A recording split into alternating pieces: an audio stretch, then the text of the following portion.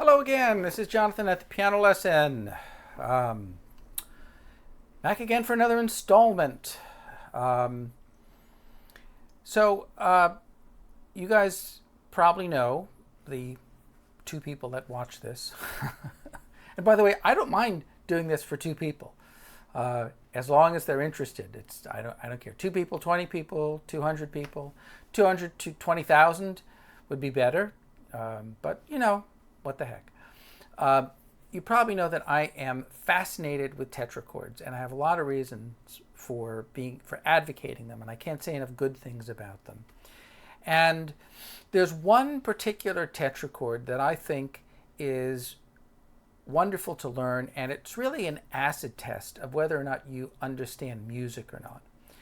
And from this tetrachord, I wanted to show you some examples of different ways to conceive of the diminished scale. They say there's two diminished scales. There's really one diminished scale, but you can look at it in at least two different ways as a mode of the same thing. And the reason I'm so fascinated by this is because I really think it's a great little laboratory for developing a mindset to improvise and play jazz. And I would liken improvisation and jazz to a Rorschach test. Remember the Rorschach test? Remember the ink blots?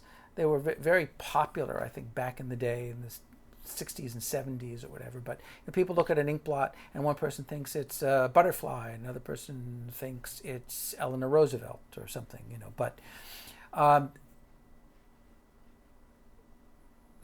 to me, that's why who's we? That's why jazz can be enjoyable to listen to, because two people or three people can hear the same song in a different way, and it's very interesting. And we go, oh, I never thought of it that way. That's very interesting. And you hear another aspect of the song. So each time you hear a rendition of the song or hear another improvisation of the song, you get kind of like a holographic 3D image of the song. It's not flat anymore.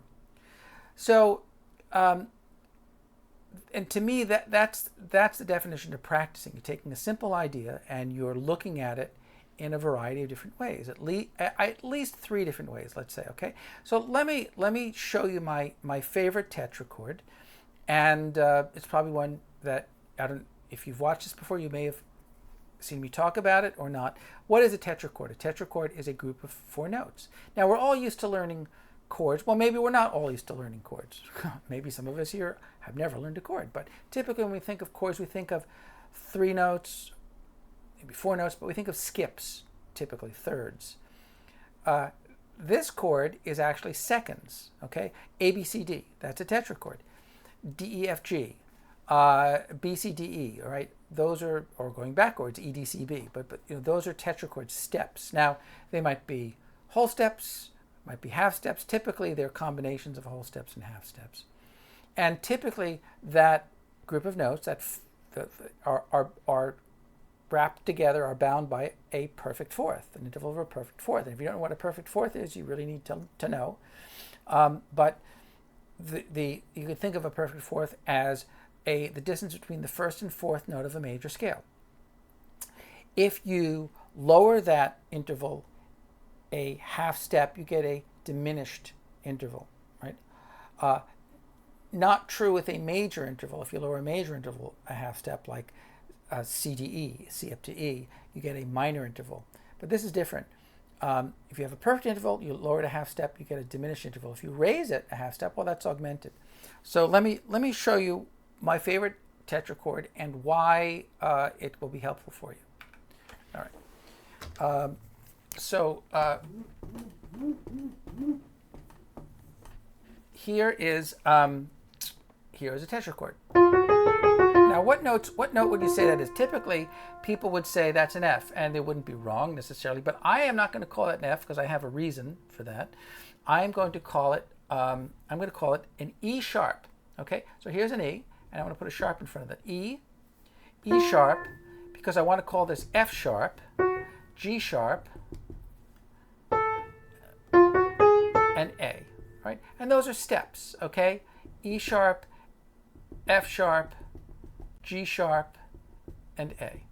And here you have a half step, and here you have a whole step, and here you have a half step. All right. So that's the half step,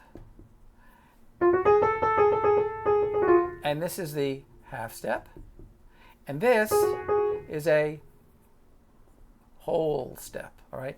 Now there is another tetrachord that has 2 half steps in it, and that is a harmonic tetrachord. So if you wanted another kind of tetrachord that would be bound by a perfect fourth, that would be this. Right? Here's your half step, here's another half step, and then here that's an augmented second. It's not a whole step, it's 1.5 steps. But you see, that's the perfect fourth. Here we're operating in this vicinity. It's not F. I could say if I wanted to, if I made that E sharp F, then I would have to make this G flat, and then I would have to make this A flat, and then I would have to make this B double flat. And there's nothing wrong with that, okay? But that's why I say, if you know this is a diminished tetrachord, and if you can read that, I will pat you on the head.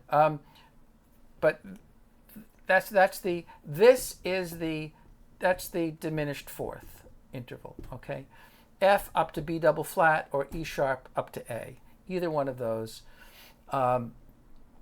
And that's why I say, if you understand this basic concept, you can understand music. Now, let's go back for a second, and we're going to take two types of diminished scales. The diminished scale two diminished scales that people talk about. One is called a whole half, and the other one is called a half whole. All right. So the half whole scale, and that's the first tetrachord. Let's see, wait. Yeah, we got that one. And then let's see here. Wait just a second.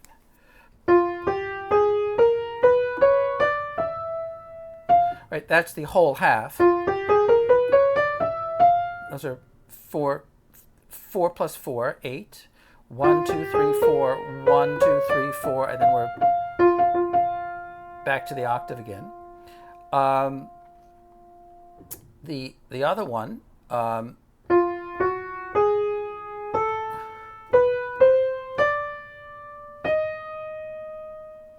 that's it. There we go. Right. So this is half. Starts with a half step and then goes to a whole step. Right. It's made up of 2 groups, 2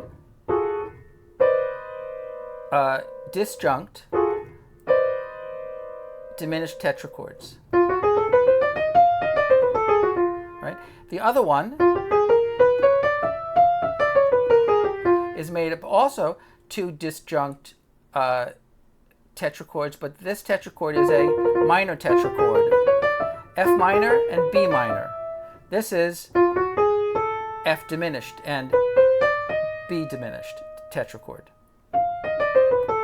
Now I want you to notice something really important here. Regardless of which scale you play, we're starting on the same note, we're ending on the same note, and we have this note in common. And that B, that's the tritone. Right? That B, or if you want to call it a C flat, be my guest, but that note is common to both tetrachords. So here's the minor tetrachord, see, that stops in the B, or the diminished, and the diminished. Still, this is a whole step apart, and this is a half step apart. That's the distinction here. But that is the commonality.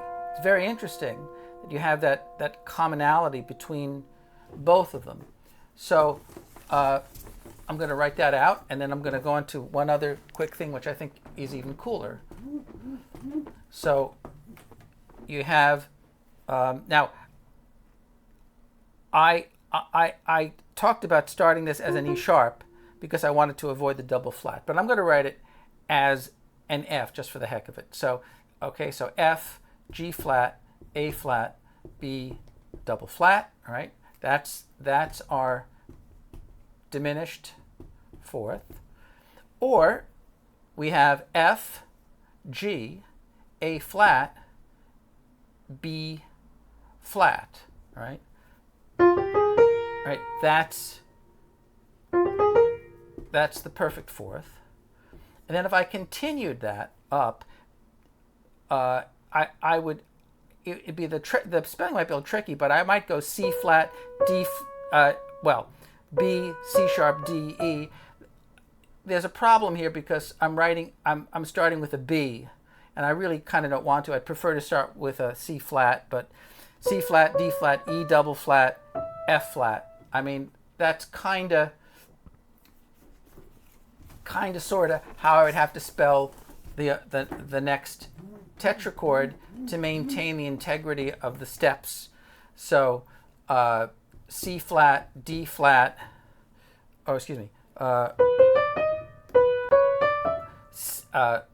C flat, C flat, D flat, E double flat, and F flat, right? That would be, or you could write it as B, C sharp, D, E, which, is a little easier, but again, I don't want to have two B's in the same scale because then it just doesn't look like steps anymore, right? So the entire scale as a step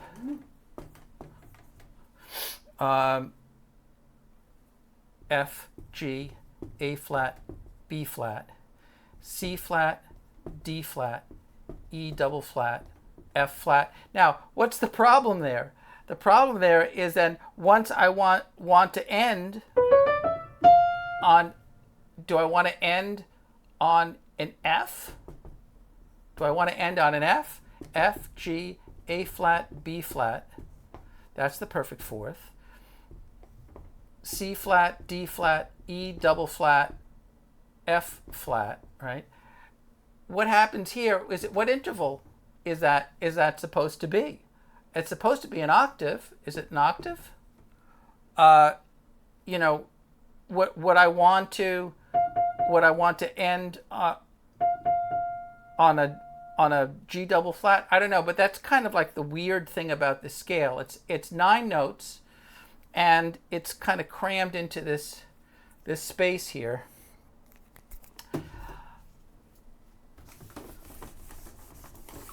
The other one, that was the whole half scale, like half whole scale. F, G flat, A flat, B double flat. That's the diminished fourth. Then C flat, D double flat, E double flat, and then that's F F double flat. That's really kind of a crappy way to spell it, but if I'm really being a stickler, that's sort of the way to do it. But there's steps: space line, space line, space line, space line. And even if I couldn't read those notes, I would know to grab those shapes. And in the same way that you learn to play basic triads and minor triads, right, and inversions, right, you should learn these shapes, or these shapes. This is a minor tetrachord or a major tetrachord, major scale.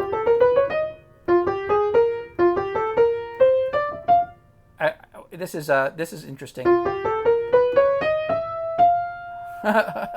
What the heck was that? That's a major tetrachord and a major tetrachord, and then ending on F. Don't ask me what that is. But it sounds interesting, doesn't it? That's the way you make new sounds, you know. So let me show you another really cool thing about this scale.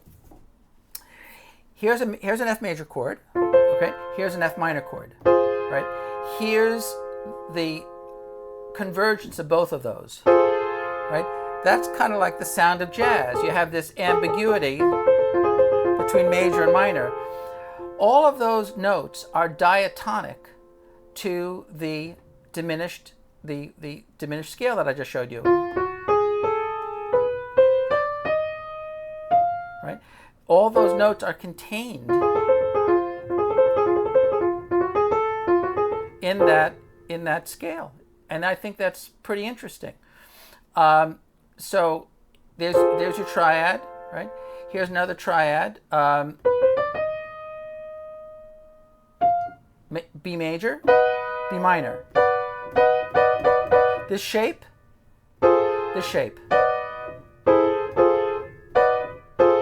Now, I don't know about you, those are clusters. Those are easier to learn to me. Here's F major, here's F minor, here's both together. That, if you grab those shapes, that's a lot easier than just learning. And then what were the notes that I kind of left out? Well, I left out those. I left out this note. Excuse me. I left out this note.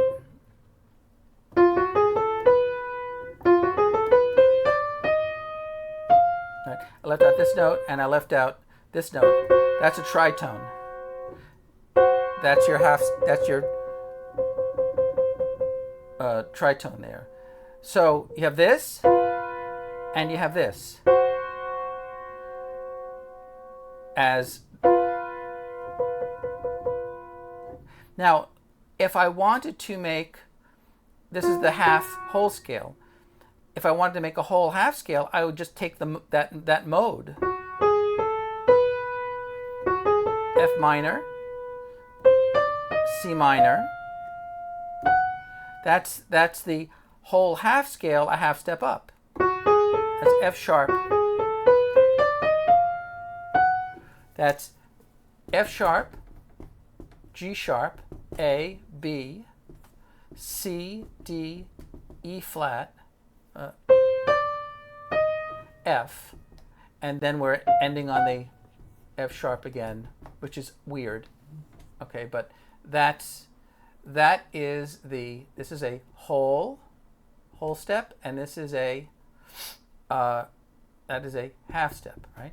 As opposed to if I started on the F, all right.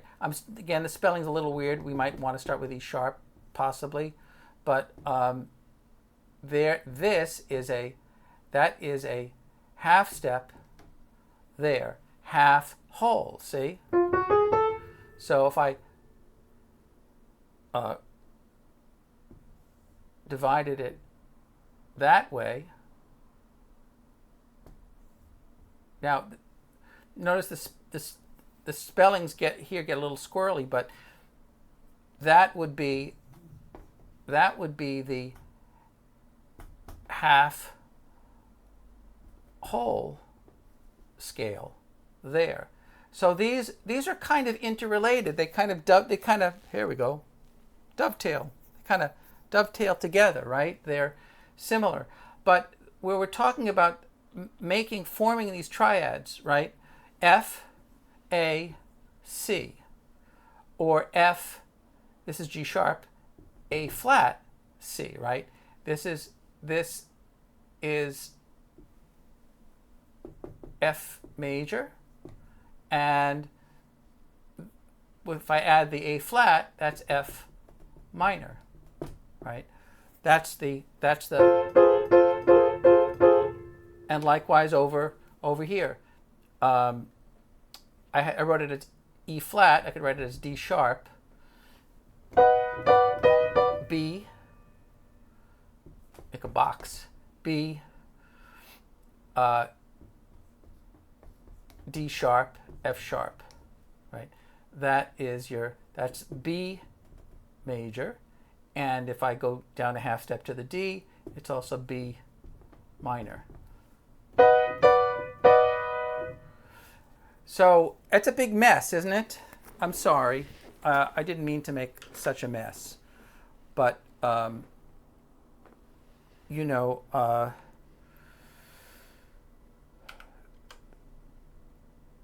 don't even expect you to get it all at once. But I'm just telling you that you can take the same notes, and depending on how you filter it, right, it's going to turn out to be something different. Okay, here's something else you'll find interesting. Let's go back to let's just go back to our regular old chords, okay, that we're talking about. So diminished chords are based on thirds. So let's just say, you know, we're making our diminished chord F sharp, A, C, E flat, right? That's F sharp diminished, right? That's this, right?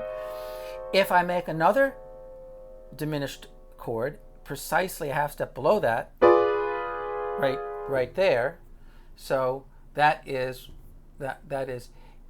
E sharp,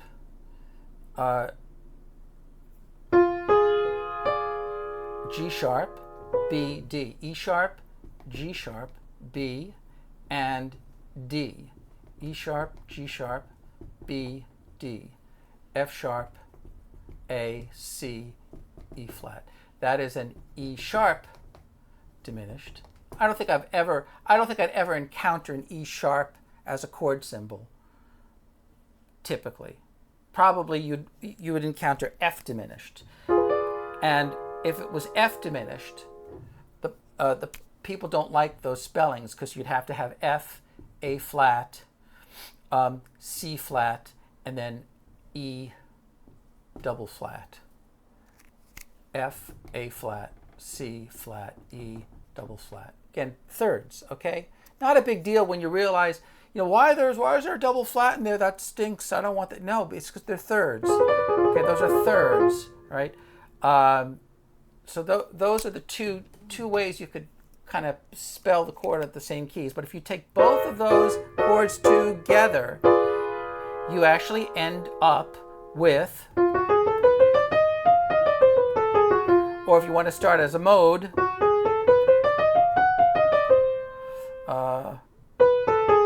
right? That's the two chords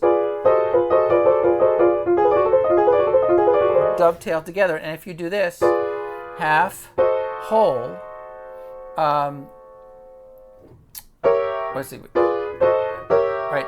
That's the three possibilities before you get the inversion again. All of that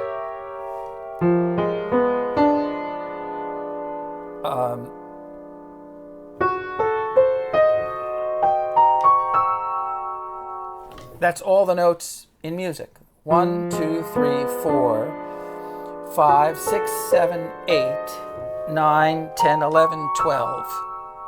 That's all the sounds. See, isn't that a cool sound? I just love those sounds. But if you can understand this, you can understand anything. Okay. So what's hard about this? Well, maybe getting used to writing double sharps and double flats. But what's easy about it? You're just dealing with steps and skips. That's really it. Okay. So if you can recite the alphabet, you know, F, G, A, B, A, B, C, D. I mean, those are steps. If you can skip letters in the alphabet, A, C, E, G, or A, C, E, or, you know, those are skips, okay? Now, it may not be A, C, E. It might be A, C, E flat, let's say, depending on the chord you're dealing with. But that's the fundamentals of dealing with all this stuff. And I just kind of find it interesting. I just sort of like it.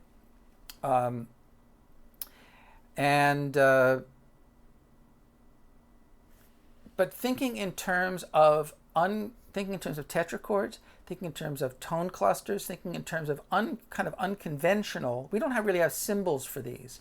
We don't have a symbol for this. We don't have a symbol for that. We don't really have it. We should have a symbol for them, but we don't. Right? This is the diminished fourth cluster. This is the perfect fourth cluster. Minor, major, Phrygian,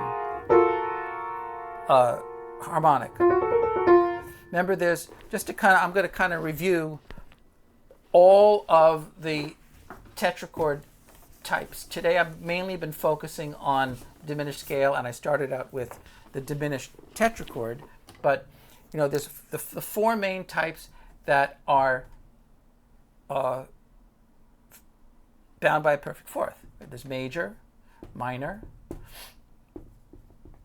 Phrygian, and harmonic. Right? So major, F major, minor, Phrygian. Right? The two common tones are the F and the B flat. Right? Those. Whoops, didn't want to do that. Two common tones: major, minor, Phrygian, and harmonic. Right? The common tones, if we're talking about F. Hey, did you see what I did with my pen? Oh yeah, here it is. If we're talking about F, major, F, G, A, B flat. Minor, F, G, A flat, B flat. Phrygian, F, G flat, A flat, B flat. Okay, and harmonic, F, G flat, A, B flat. So those outer notes, right? They're all the same. Okay, those are the four that are bound by the perfect fourth, and then you have the diminished that we talked about. Okay, which would be F. Let's say F up to, in this instance, it would be F up to B double flat, or if you want to call again, we can call this F, G flat, A flat, B double flat. All right, that would be the diminished. And then there's the augmented. All right, there's the augmented, and there's two types. That would be F, G, A, B natural. Okay, and there's basically two tetrachord types that we want to learn, or three, but there's the most typical one. That's all whole steps. But there are several others that we would want to know as well that are found within the harmonic minor scale. There's a harmonic minor scale. So that's A harmonic minor. Here's D, E, F, G sharp. That's one of the augmented tetrachords. And this is the harmonic, and this is the F, G sharp, A, B. That's the other one. So here you have the augmented second below, right? And here you have it above. Okay. Gosh, that was a lot of stuff. All right. So I got to get going. We're running out of time. This is Jonathan, the Piano Lesson. Drop me a line, and have a great week. Bye-bye.